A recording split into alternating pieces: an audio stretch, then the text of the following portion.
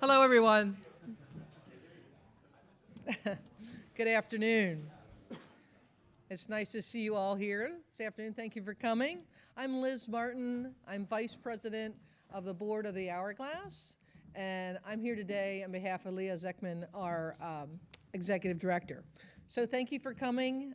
We like to provide poignant issues that you all are interested in and things that uplift our community.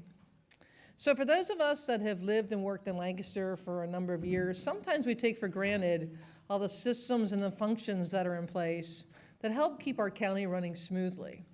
So today, we wanted to go ahead and highlight the Lancaster County Solid Waste Management Authority, AKA LCSWMA. They're actually known for their innovative technologies and are one of the foremost waste authorities in the United States. So we're pleased to have them here today. So I'd like to introduce the three leaders here today that are going to present. Daniel Youngs, the Executive Director, Janine James, Public Relations Manager, and Michelle Marsh, who is the Director of Sustainability. So they're going to give us a background on LCSWMA, and then they're going to talk about the innovative techniques and solutions that they've come up with within their integrated system. As usual, our speakers will talk for about 40 minutes, and then we'll have time for questions from you all afterwards. So before we start, I'd like to thank Rogers & Associates for being our sponsor for our First Friday Forum. I also want to thank Millersville and the Ware Center for hosting us, and Shoemaker for doing our live stream here today. So with that, let's go ahead and get started.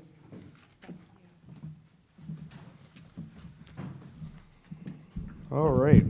Again, thank you everyone for coming out today. We're excited to be here to talk and present the inside scoop of what LCSWMA does and why we do it, but also to the point made earlier is how do we become a nationally recognized solid waste authority? So again, my name is Dan Youngs. I just wanted to start here today with asking how many of you in the audience have been to our facilities or used our facilities? Oh, fantastic. There'll be another question coming up here shortly to see, do you know what happens to your waste after you put it to the curb? But our goal today is hopefully you can all walk away with a little bit more insight of what we do, why we do it, and why it's important for the work that's being done for the long-term vitality of our community. So LCSWMA, we are a municipal authority, quasi-government, and our main goal is to manage the solid waste here in Lancaster County, which is municipal solid waste, trash, and also construction and demolition materials, and also recyclables for the county. But then also in 2013, we purchased the Harrisburg Susquehanna Resource Management Complex, the Harrisburg incinerator. And so since 2013, we are also providing that service to Dauphin County. Our integrated system is designed to manage here about 950,000 tons per year.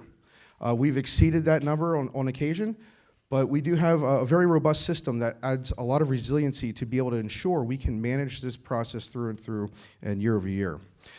Through our system, we generate about $100 million annual in tipping revenue and energy sales.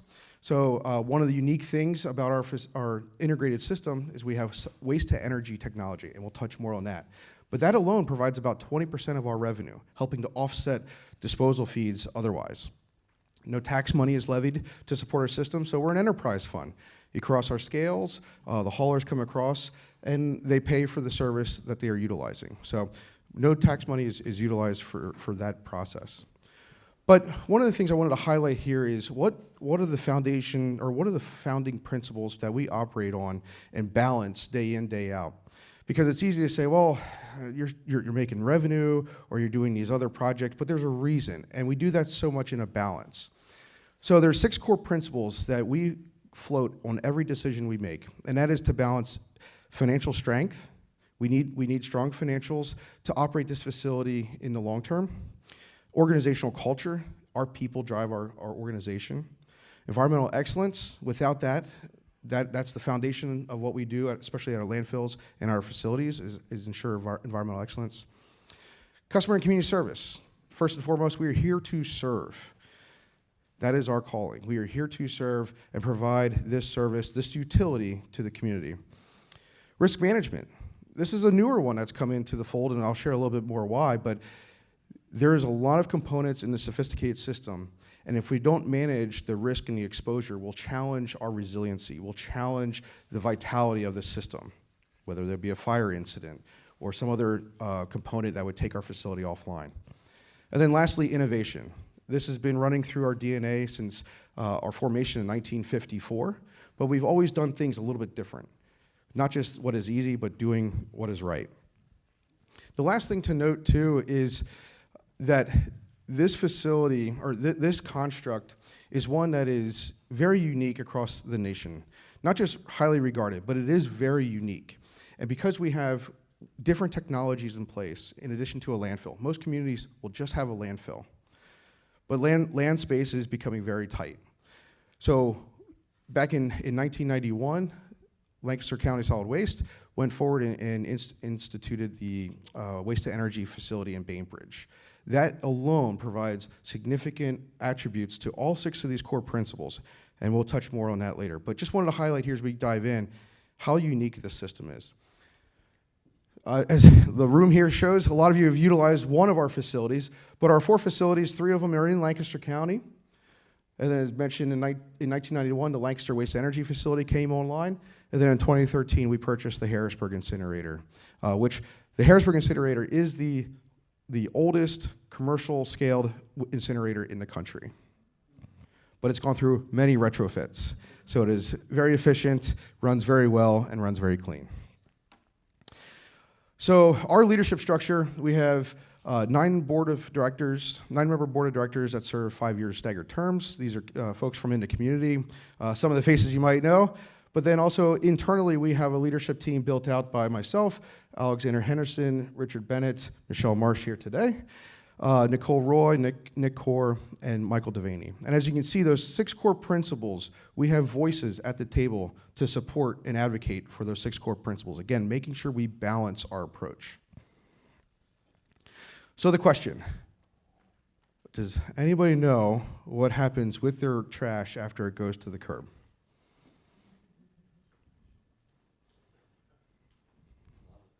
Yeah. Art?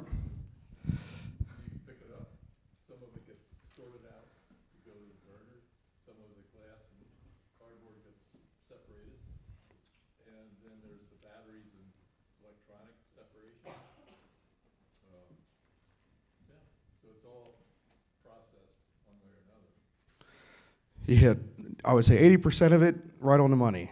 And you brought up a good point. One of the things we don't do is collect at your curbside. So we are the final component for collection, consolidation, processing, and disposal. But going to your homes, going to your businesses, those are your private haulers, the private enterprises like Goods, Republic's Waste Management, and the other private entities. So we actually work on a partnership basis. They provide that private entity support directly to the homeowner or to the businesses, and then they bring that to us. And then from that point, we consolidate because we have this integrated system, and we look at waste as a resource. It's a fuel. So we're able to say, how do we take this material that's coming in and get it to the right methodology for proper processing and disposal, and ultimately then also how can we affect our recycling and reuse components through that process. So Art, you really nailed it pretty good there. But that's one distinct piece. So one of the things that we provided through COVID and to continue our educational efforts was to come up with a video to walk not just school students, but here more recently, our general public around what does happen. Because we want to make sure people are educated and understanding the complexity behind proper disposal and the systems that run behind the scenes. So with that, we're going to queue up a video of Wesley Waste, and he'll walk you through our system.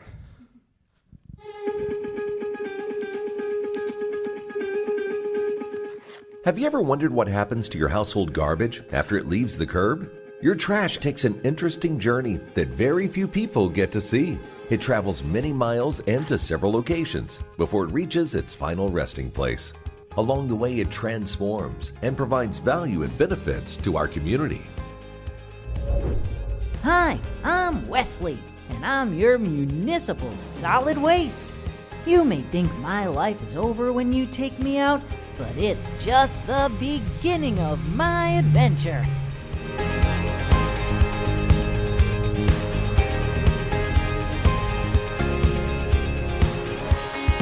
The Lancaster County Solid Waste Management Authority, or LCSWMA, is where garbage haulers and residents bring household waste or refuse.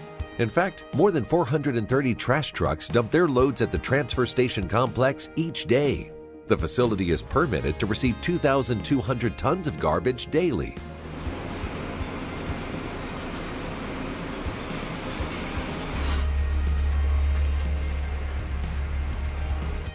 The household waste is pushed and compacted into the top of transfer trailers.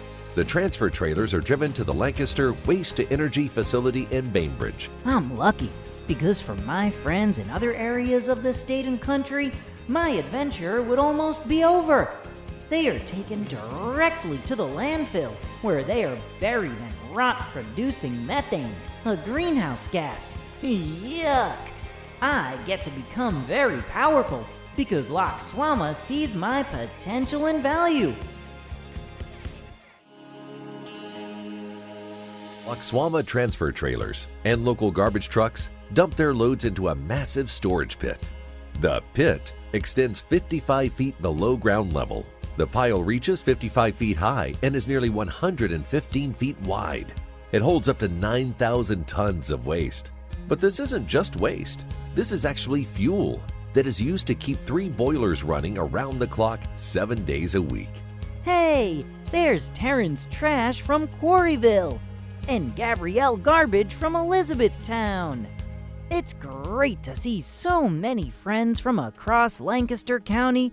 We are all excited to transform into a hot commodity, energy. Using an enormous grappler, a crane operator mixes the waste and then feeds the material into one of 3 boilers. Each boiler can process 400 tons of trash per day and burns between 1,800 and 2,200 degrees Fahrenheit.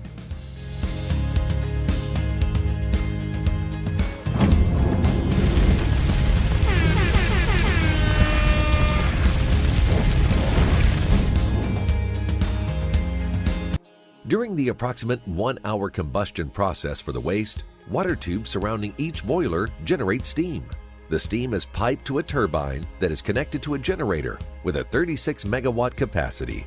From this process, LCSWMA creates renewable energy. Okay, don't take all the credit, LCSWMA. My friends and I create enough energy to power the equivalent of 1 in 5 county homes each year. But I'm not done yet. After my life heats up, I travel to the ash building. I know I look a little different, but I still have value. Through the waste-to-energy process, the volume of waste is reduced by 90%. That means for every 10 garbage trucks that come into the facility, only 1 truckload leaves with waste in the form of ash. Before I leave, tell them how I provide even more value. LCSWMA mines the ash for ferrous metals, items that contain iron, and non-ferrous metals, precious metals like copper, gold, and silver. The items like golf clubs, baking pans, and bicycle frames are pulled out from the ash with a magnet and recycled, a benefit of the waste-to-energy process. This facility recovers and recycles more than 8,000 tons of metals annually. The remaining ash is loaded into dump trucks and taken to LCSWMA's Fry Farm landfill in nearby Manor Township.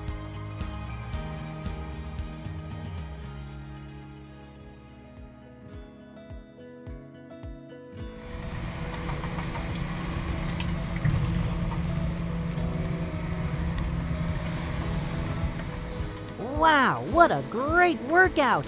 I'm feeling light as a feather. What's better than getting all that extra weight off? Knowing that I still have value. Tell 'em, LCSWMA. At LCSWMA's Fry Farm landfill, the processed ash is used for required daily cover instead of soil, which preserves land. That's right. So when you place me at the curb, my life isn't over. It's just beginning. My journey provides 90% waste reduction, saves landfill capacity, preserves land, reduces greenhouse gas emissions by eliminating the creation of methane if the waste had been landfilled, generates clean energy and steam, and allows for metal recovery and recycling. LCSWMA doesn't view me as a waste, it views me as an opportunity. Now I can rest in peace, knowing I have been used as a resource to make great things happen. For more information regarding LCSWMA's award-winning integrated system, or to take virtual tours of our facilities, visit www.lcswma.org. So did anybody guess that was the full process? Knew a couple components. Yeah. And we'll touch on this as well, but this is part of why we're here today, because it's such an interesting story. It's such a complex system that, again, there's very few in the country that operate like we do. And it's pretty amazing that here in Lancaster County, we have this system. So this starts, though, back to the philosophy of how do we manage waste? And that's our commitment to serve people and protect the environment, transforming waste into a resource. And this also starts with the upside-down triangle over to the right side there. This is EPA's hierarchy for how to best manage waste. Now, most authorities, or even private business, they will do the landfilling component, right? Because there's still plenty of land out west, and from a dollar's perspective, can be somewhat cheaper. But is it still the right thing to do? So then what LCSWMA has done, though, is we've focused on the first 3 levels starting from the bottom. And we said we want to work upwards and move away as much as we can from the landfilling space. So first and foremost, we work closely with our municipalities around recycling practices, helping those communities embed strong recycling methodologies and means for removing waste before it even comes to us. We also have HHW, Household Hazardous Waste Facility, and I'll save all that fun for Janine to dive into. But that's the only one in the state of Pennsylvania, here in Lancaster County, with a drive-through HHW facility. And then volume reduction.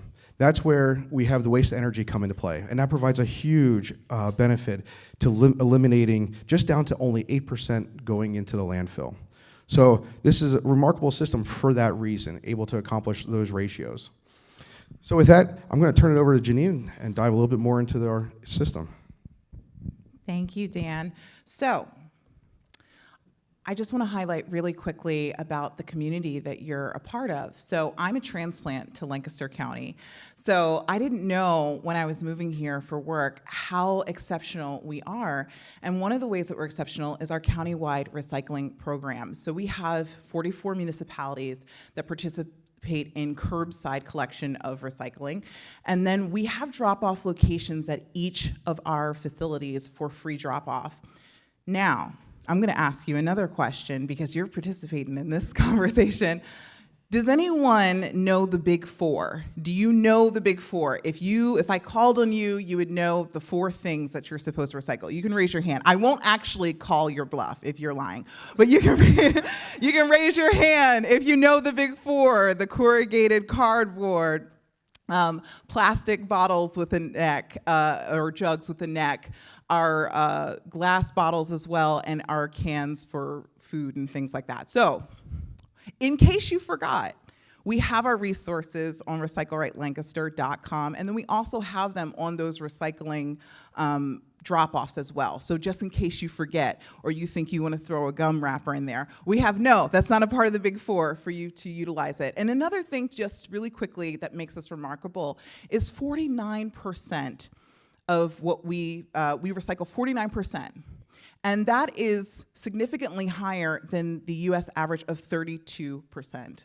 So that's one of the ways that we are exceptional in our community. We have prioritized this. And we're gonna talk a little bit about waste to energy moving forward, but a lot of the hope is that if we use waste to energy, does that mean that we're no longer prioritizing recycling?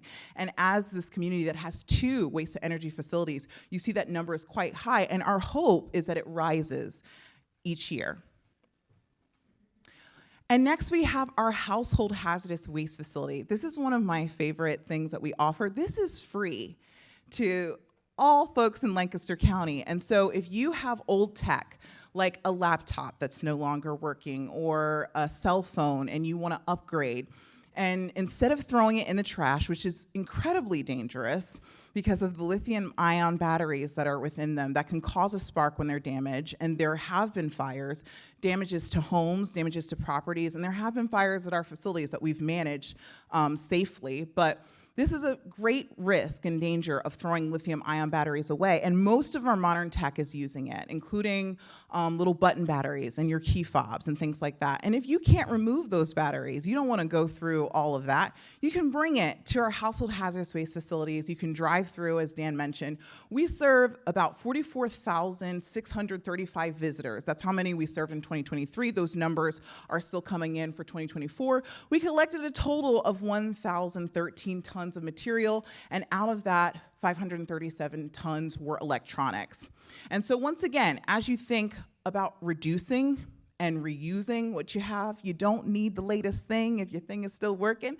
You know, you can make that choice, but in case something is broken or not working, you could bring it to us. You can also bring your batteries. We offer battery bags for you to place in store somewhere cool and dry and safe, and you can bring them in. And next, we want to talk about waste to energy in our community. So all of these things are the things that you can do before the trash comes here. A majority of the work to moving towards a more sustainable, clean future that protects our land and our environment is the work that before the things come to us, right? Knowing the big 4, making sure not to contaminate our recycling by throwing items that don't belong there, using the HHW facility and keeping lithium-ion batteries out of the trash, and then learning and educating about waste to energy and how it's a linchpin to all the work that we do to manage solid waste responsibly. And so Michelle Marsh is going to talk about that. Thank you, Janine. All right, so how did we as a community come to have waste to energy as part of our integrated system? The origins of this decision actually date back to the 1986 Lancaster County Solid Waste Management Plan. The leaders of our county were looking for a more sustainable path forward. We were facing some challenges with growing waste volumes and shrinking landfill capacity. So the 1986 plan sought to utilize waste to energy technology to reduce the volume of waste while also enhancing the county's recycling programs. Just a few minutes ago, Janine was speaking to the state of recycling in our community presently, with over 327,000 tons recycled here in Lancaster each year. Does anybody want to guess how many tons we were recycling back in 1986? Just throw me a number. Okay. The answer is less than 3,000. So one of the early goals of this plan was for the county to achieve a recycling rate of 5% by 1990. So we've come a long way. The 1986 plan, the leaders of the county, they valued land and they wanted to be good stewards of that land. So this early solid waste management plan, visioning waste to energy, really set the foundation for the integrated system that we know here in Lancaster today. The Lancaster Waste to Energy Facility was opened in 1991, excuse me. LCSWMA owns the facility, but it is operated by a third party, our partners at Reworld, who are leaders in the waste to energy technology here in the US and globally. The primary function of the facility is to burn the combustible waste to reduce its volume while generating clean, renewable electricity and recovering valuable metals. The facility is permitted to receive 1,200 tons of waste each day, or about 400,000 tons annually. And it also recovers the valuable metals on the back end to the tune of about 8,000 tons each year of ferrous and non-ferrous metals. It also has an electric generation capacity of 36 megawatts. So since we have the opportunity to spend the lunchtime hour with you here at the Hourglass Foundation, we wanted to touch upon how waste to energy works in tandem with a few of the Hourglass pillars. First, with respect to growth and land use, waste to energy helps to conserve land by reducing the volume of waste by 90%, thereby conserving landfill space. But it has also been a driver of economic development in our community.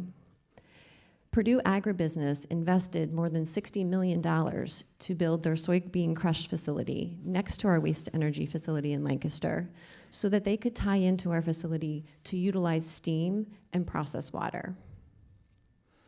For LCSWMA, this partnership provided the opportunity for us to sell about 20% of the steam from the facility under a 20-year agreement, which helped to stabilize electric revenues to the tune of about $3 million per year for us. For Purdue, the integration to utilize our steam and process water helped with environmental benefits so that they actually operate the most sustainable soy crush facility here in the US, right here in Lancaster County. So utilizing the steam from our waste to energy facility means that they don't have to burn fossil fuels. And that offsets more than 30,000 tons of greenhouse gas emissions a year. Additionally, their ability to tie in and use our process water from our facility means that all of the water that is used at Purdue's process maintains in our closed loop zero discharge system for water. So everything that they use comes back to us, we retreat it and recycle it back into the process. For local farmers, having Purdue's facility has meant that there is now a local outlet for soybeans. Prior to them constructing this facility, soybean crops had to go out of state, which costs farmers additional transportation costs. So there has been a big benefit there as well. Next, in terms of environmental stewardship, waste to energy is really a model for sustainability. So I'd like to just touch upon a few of the benefits. First, with respect to land, you've heard it several times, but waste to energy helps to conserve land by reducing the volume of waste by 90%. If we had not opened the waste to energy facility here in Lancaster in 1991, our Fry Farm landfill, the original permitted capacity, would have been full in 2002. Instead, we were able to extend the life of that capacity until 2019, at which time we opened the vertical expansion to add an additional 18 years of life to that facility. So between waste to energy and the vertical expansion, we've been able to extend the life of our landfill here in the county by more than 30 years. From the water side, sustainability was really at the forefront of the leaders' minds when this facility was being constructed, even though sustainability probably wasn't a word used much back then. But even though the facility is located along the Susquehanna River, it does not withdraw or discharge any water into the Susquehanna River. Instead, the source of water to power the waste to energy facility comes from effluent that is provided by Elizabethtown Wastewater Treatment Plant. So we take the effluent from the wastewater treatment plant, we upgrade it on site, and we use it in our boilers and our process water. Everything is done in a closed loop zero discharge system, so that is also where Purdue can benefit from that in the tie-in. In terms of metal benefits or recycling, between the Lancaster Waste to Energy facility and our facility in Dauphin County, we recover more than 14,000 tons of metals each year from the ash following combustion. So that's significant because these are all the metals that you can't capture via traditional curbside recycling, but we are able to recover them on the back ends of our process. From electric benefits, waste to energy provides local grid stability. It helps bolster local grid stability because it is a 24/7, 365 source of power. It is also classified as a Tier 2 renewable here in Pennsylvania. So that is a big benefit. You saw in the video, we can power 1 in 5 homes here in Lancaster County. And then finally, from the air side, for every 1 ton of waste that we process through waste to energy, we offset 2.4 tons of greenhouse gas emissions. That is based on the life cycle impacts of landfilling versus waste to energy. So I'm going to say that one more time. For every 1 ton we process through waste to energy, we're offsetting 2.4 tons of greenhouse gas emissions. So now that we've talked a little bit about the history of waste to energy and its benefits, I'm going to hand it back over to Dan to talk about our future. All right, thank you, Michelle. Some surprising insights. Did anybody know even 50% of those details behind waste to energy? So that gets us into where we're headed, though. First and foremost, we want to be more involved in telling this story, because this has been the foundation of what has led us to extreme success levels on environmental stewardship, on resiliency, on offering a system here that has a lot of options, a lot of solutions, that's thinking forward for 20 years. So as we look into planning for 2025, it really is as we're looking to plan for the next 20 to 40 years. We have some significant components coming up that will need decisions. We're a growing community, which is very good, but that also means growing waste volumes. And so the more we can do to find other ways for processing, managing those waste streams, finding outlets for recycling, the better that we can continue to maintain a good, effective, and efficient system. So really building on the legacy is where we're headed, though. We've had, since 1954, this mindset of doing something that is doing what is right, not what is the easiest, or not even what is the cheapest. And doing what is right has proven, though, to be the most successful outcome, not just for this community, but really a staple or a kind of a model, per se, in the industry that a lot of other authorities have been moving toward. I'll just give one example. Our battery campaign, our lithium-ion battery campaign, in the educational approach, it has now reached national level of usage, where other components, other associations are using what we've developed here in Lancaster County out amongst the rest of the United States. So building on our legacy of innovation and thinking about doing what is right. We're going to continue to explore new ways of managing our waste through technology. Waste energy was kind of the generational pivot point in 1991, but I truly believe we're coming up to another generational pivot point. There's a lot of investment going into new technologies to continue to extract the value out of the waste, new ways of recycling. So we're excited for this period here as we move forward and seeing how can we continue to build out our integrated system, again, for resiliency, for multiple solutions. And then, of course, never losing sight of maximizing the resources. And I'll leave with one key statistic or a fun fact. So we have this complex system, very, very big infrastructure, or very significant infrastructure from even a dollar's perspective. It's a lot to manage. But we're able to do this at a price per ton that is just a few dollars more than what York County does with just a waste energy facility, or Lebanon County that has just a landfill. Just a few dollars more. Even just that free household hazardous waste drop-off, the only one in the state of Pennsylvania. So as we look to maximize these resources, it's actually bringing value back into the community by offering a lot more, greater solutions at a price point that is very comparable to market in our region. So one takeaway, or one question, or one maybe I would say ask of everybody here is thinking about what you can do personally, in your business, in your circles within the community. But what can you do to help us move the needle even more? Any thoughts that come to mind of, as you were listening to the presentation, saying, I didn't know about this, or we could do this in our place of business? Yeah, Commissioner.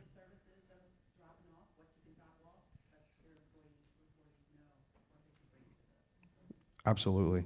Yes, the more education to plow into our workforce, to make them aware of these resources, that's a great way to educate. Yes? I work at Franklin Marshall College, and one of our biggest struggles is educating professional staff and faculty, even more so than the students, on what will contaminate our recycling. So do a better job at that on campus. That's great. Yes?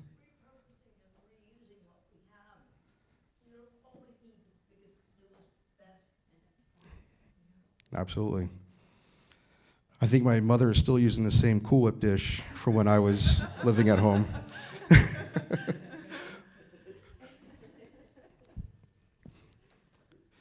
But yes, it really starts at the very top here, source reduction. what our behaviors at home. What are we doing? How are we looking to reuse or repurpose the materials? There's also a lot of great outlets. You have Habitat for Humanity that will take furniture and resell it. There's a lot of other good outlets such as that before it even comes to us, there's ways to get value back into our communities of need. And then, of course, the recycling and HHW facility, utilizing these services that we're here to serve. We're excited when new patrons come across. But I will say we get a lot of retirees that come through and they'll bring 1 can of paint a week just because they love coming through the experience. So we love it. And then, of course, the community support around waste to energy. This is a big one for us. Because again, if this wasn't here, we would be chewing through land rather quickly. And we don't want to do that. And we know with the county's goals here around ag preservation and land preservation, this ties so nicely into that. So the more support around waste to energy, the better that the system operates. And then of course, landfilling is our last resort. And we do that though in a very environmentally friendly manner. For 20 plus years, we've had 0 landfill DEP violations, only 1 in the state. So we take everything to the highest extreme, but it has been our path for success for many years. Oh, I feel like we switched at the wrong time. We should have we shouldn't be clapping for the person who's only been working here for a couple of months, but thank you. So some of you touched on this already, but the next question is, how can you share this story with your community? I am the public relations manager at LCSWMA, and it's my job to tell this great big story about LCSWMA and to do it well. But I am not under any delusions about my power in this community, that there are wonderful opportunities to educate the community, whether it is on local television or whether it's in an Hourglass presentation like this. But the most influential people in this room are not standing over here, they're in this audience. And if you think about anything else that you participate in, if you're about to try a new restaurant or if you're about to try a new food, one of the first things that you probably do is you either call a friend who you know has done that. Hey, did you try that new sandwich place? What did you think about it? Or you go on a Google review and you say, what are people saying about the sandwich shop? And a big part of it is because they're not paid to say that. And so we trust one another, we trust our neighbors. And so what I would like you to think about, and it seems like you're already doing it, educating your community. There was a man who came up to us while we were at a public event, and he says to me, my wife says that I can't throw my batteries in the trash. And the wife is behind him like, I told him. And I said, your wife is right. I'm sure you've been hearing that for the past 15 or so years. Your wife is right. You can't throw your batteries in the trash. And that is a good example, though, of knowing how to reach the people in your community. It could be the people in your household, it could be the people at your school, and it could be your community in business. And so if you would like to stay right all the time and win every argument about municipal solid waste, you can visit our website at www.lcswma.org/resources/facility-tours. You can also follow us in real time because there's some really exciting campaigns on the horizon right now. I think we could use a lot more engagement with community, and we're working on new and innovative ways to do that through our social media. So you can follow us at LCSWMA on LinkedIn, Facebook, and the ArtX, formerly known as Twitter. And then you can also follow us at LCSWMA PA on Instagram and YouTube to learn more, and then also tell the story to your community about how LCSWMA is managing solid waste as a resource to benefit and protect our community. Thank you so much.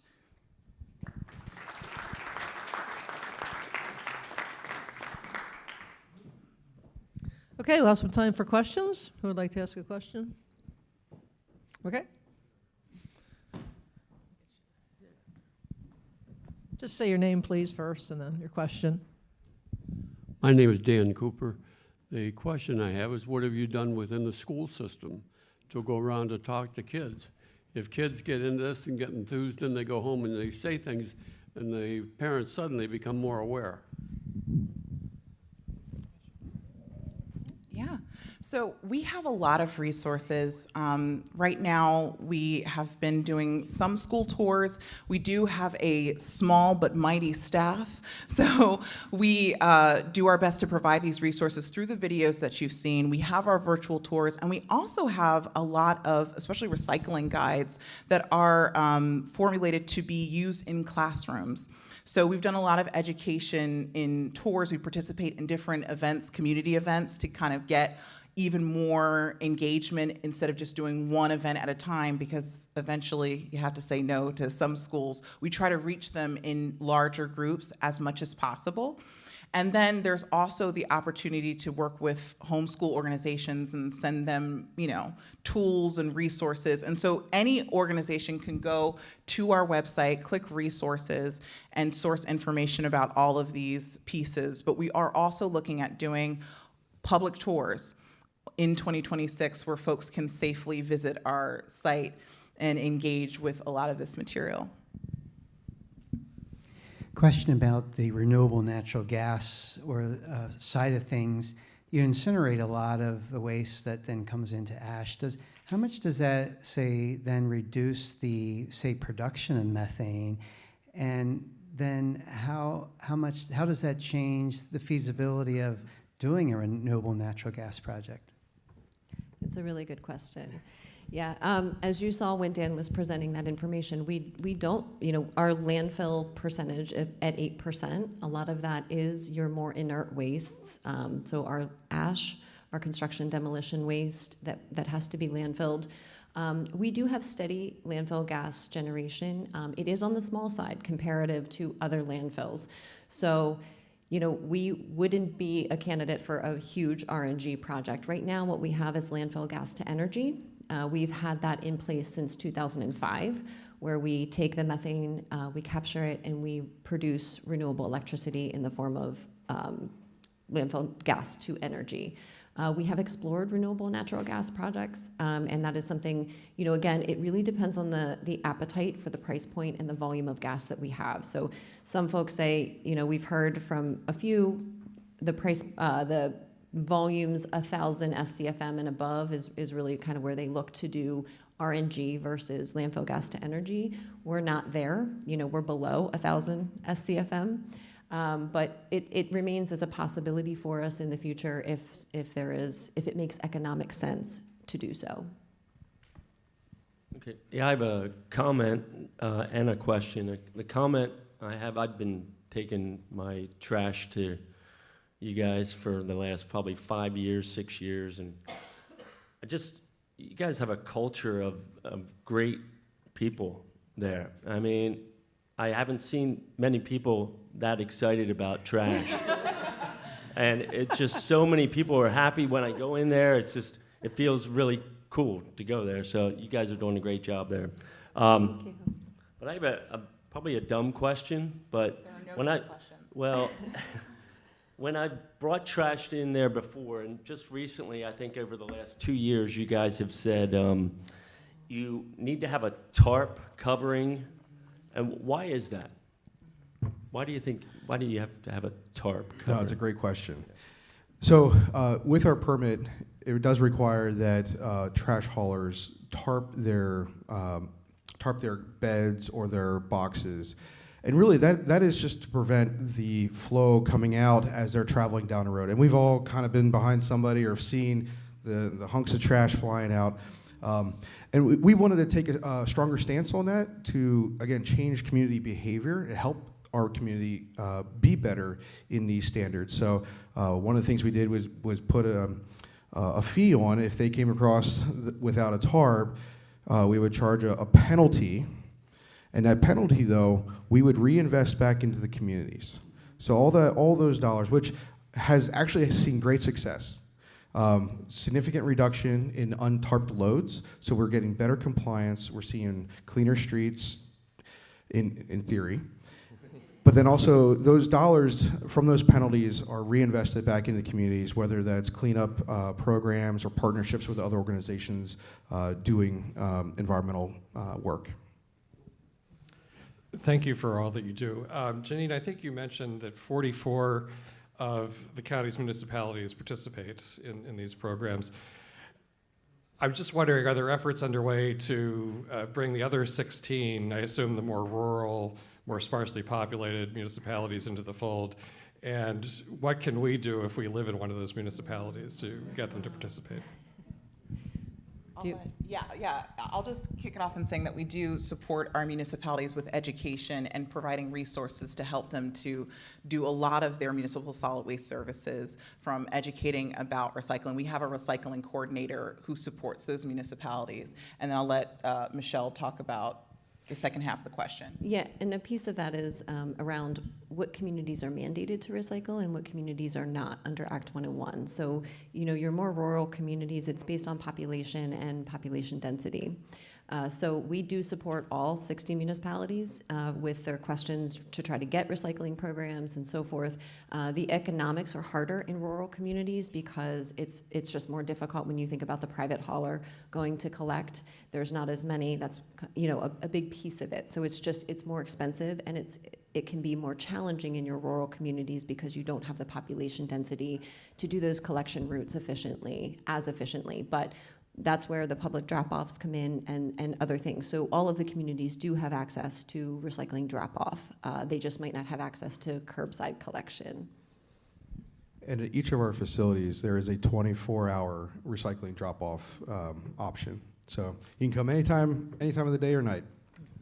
And I'd also like to say that something else that you can do that might not be on the municipality level is you can provide that education about recycling correctly to the folks who care about it and want to drop things off, because once again, if you contaminate it with something like a pizza box, then, you know, you're coming down on that recycling effort. And so a big part of that, what you can do is obviously utilize those drop-offs, but also educate, share information, and even offer information to the municipalities about recyclerightlancaster.com. I got two things. One, don't be offended by this, but have you considered having a contest for a snappier acronym, like a new name? Like, you know what I mean? No offense, but LCSWMA just doesn't quite, you know, do it. But I don't know what it would be, but maybe a contest would get that going. Number two, what is the status of the liquefied natural gas program? I was at the opening of pumps, new pumps, about 8 or so years ago. Or is a fleet of vehicles are supposed to be using that? Oh yeah, so our compressed natural gas, we do run our transfer fleet on compressed natural gas. So about 60% of our fleet is now CNG. We also have a fast fill pump for fleets. So we do have several fleets. When we installed the infrastructure at our transfer station to run our own fleet, we also put in a fast fill pump that would allow our waste haulers or other commercial fleets to also make the conversion to CNG if they needed a place to fuel. So that is still something that we are doing, yes, alive and well at the transfer station. And if you'd like to work for my department and be an intern, and then you can call me anytime. We can work something out. You mentioned having live tours. A number of years ago, you used to have a live tour up to the top of the landfill. There was a park at the bottom, and you would get on a school bus, and it was fascinating because you saw the whole landfill as you went up and around in a circle. And then we got up at the top, and we were up with the wind turbines, and Turkey Hill nicely provided some ice cream for us, and I think some kind of a drink. But it was a wonderful way to see the whole thing, and the bonus was you got this fabulous view from up there with the turbines. And then at the base, there was an old farmhouse that had offices, and they ran a video there, and you could see how the wind turbines were positioned, the entire construction. Something like that again. And it filled up quickly because I remember it was in the morning paper, and I called an hour later, and there was exactly one seat on one time, and I was there.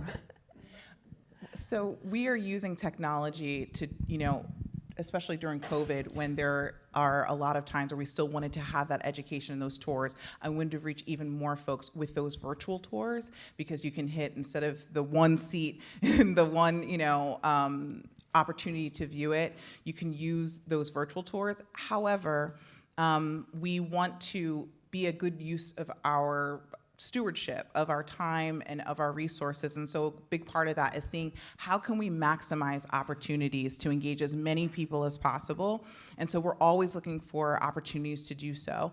And so we definitely want to do in-person tours as well and continue some of that, but having something that's accessible to everyone, including in times of a pandemic or in through classrooms that have time restrictions on visiting our facilities, that technology has been a great way to engage those communities. But I will say, I do appreciate that feedback, because that is exactly what we also need to hear. Mm-hmm. What is impactful for the community in helping everybody have a good understanding of what takes place, and to your point, even just understanding what happens at that facility and all that goes on at that facility, and the grandness, like you said, the views, the turbines. It's just something that sticks with people. So yes, we are looking to do more. Don't know how much we can do on a routine basis, but we are looking to do more. 2026. 2026. It is happening. The public tour is happening in 2026. Thank you for the presentation. I learned a lot. Love what you guys are doing. I'd be interested to hear more about the recycling and of plastics in particular, and the challenges there, and why can't some plastics be recycled as easily? We just get so much plastic, especially in the grocery stores. And is there any initiative about food waste and places to drop that off? We compost at home, but it's a lot of work, and I know there are other municipalities that have different resources that you can take food waste and it just gets recycled differently than just burning it all. And can I just piggyback on that real quick? How often can a plastic bottle be recycled? That's the other question I have. I don't know that I have that answer. These are great questions. When we changed our recycling message to the Big Four, it was in response to what was happening in China. At the time, most of the U.S. recycling, all of the single stream recycling that was being collected here was being shipped overseas to China. And a lot of it was garbage. So the U.S., there was a lot of contamination in the recycling, which is why when China shut the doors on taking U.S. recycling, we as a community said, okay, what does have a market here? One of the things is that recycling is market-based. So you need feedstock, you need people to want to buy the resins and the recycled products to remanufacture new products. And that part of it, so the reason that we limited is to make sure that what we were collecting had marketability here in the U.S. So those plastics with a neck, that's really where that came from. There are ways to recycle other plastics. And as recycling infrastructure continues to get built here in the U.S., there will be more opportunities, and there continue to be more opportunities. But just remembering that, it's supply and demand. So we need an outlet, we need a market. And that's kind of why we try to educate against wishful recycling, because when we put stuff in the bin that doesn't have a local market, then it ends up as contamination. There's no place to go with it. So that is a great question, and certainly, when we were taking all plastics 1 through 7, that's when a lot of the U.S. Material was being shipped overseas. Yeah. There are some recycling services that we've mailed other plastics to. Like, what are they doing with those plastics when we actually pay to have someone take them somewhere? Are they sourcing a market at a smaller scale that's easier to access? Most likely. I don't, there exist markets. There exist markets for the other plastics. We just try to, for our region, and to just ensure that we know what is being put in the bin is actually getting recycled.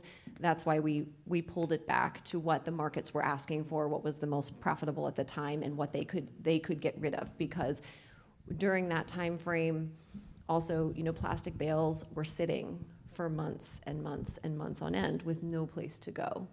That is not the case today in the same regard that it was when we switched the education to the Big Four. And so yes, where you're sending them, hopefully they are doing the right thing, and and it is being recycled and turned into new materials.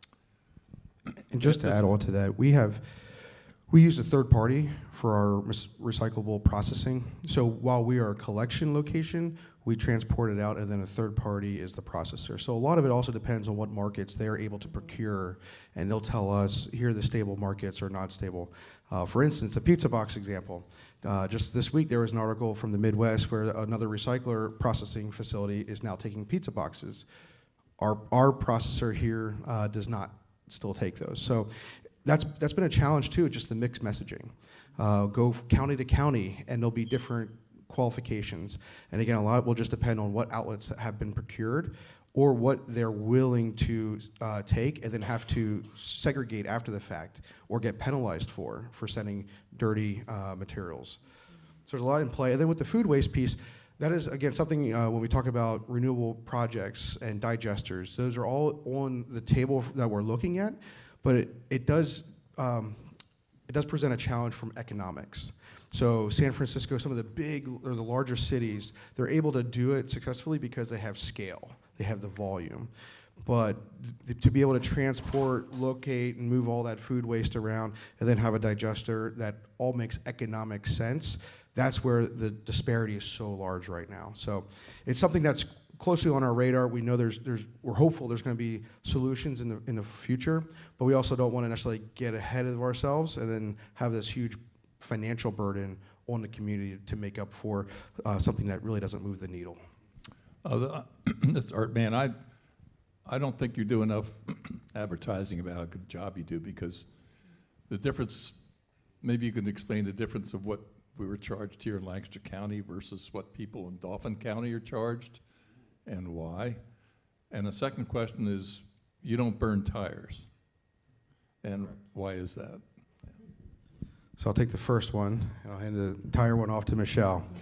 So yes, so our current tip fee is $99.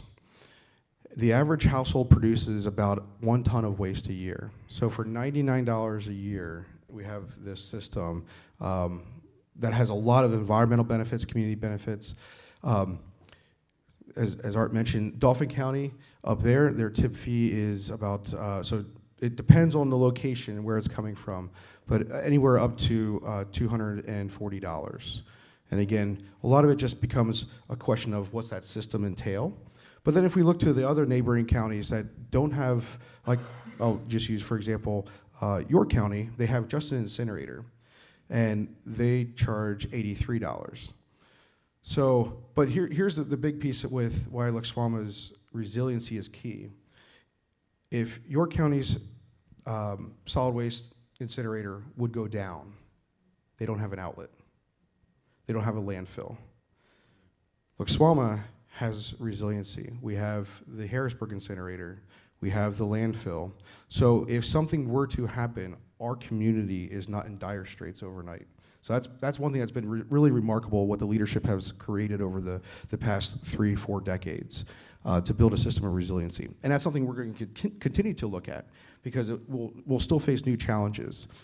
And the other piece too is looking at how do we continue to maximize the value. So whether that's negotiations on energy contracts, getting as much dollar value to offset the cost of the system, but then also looking at other solutions, like if we can separate a certain waste type that now has a new market value, such as in recycling, if there's a plastic component that now has significant value, that might be the turning point to add a new component into our integrated system and generate additional value.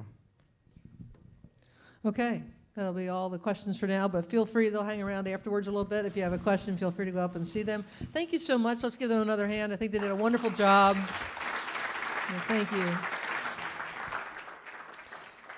So this program will be on our website next week, as well as on our YouTube channel sometime next week. So feel free to take a look at that and share that with your friends and colleagues. Our next forum is March 7th, and that is going to be with the Lancaster County Conservation District, so be sure to come out for that. They're celebrating their 75th anniversary, so that's pretty exciting news for them, and they're going to be very interesting to hear what they're doing in our community. And if you want to receive future information on our First Friday forums, become a member of the Hourglass, you can go into our website. Our website is hourglasslancaster.org, and from there you can become a member. And we appreciate all of you that are members and are always looking for new members too. So with that, have a great weekend, and thank you again.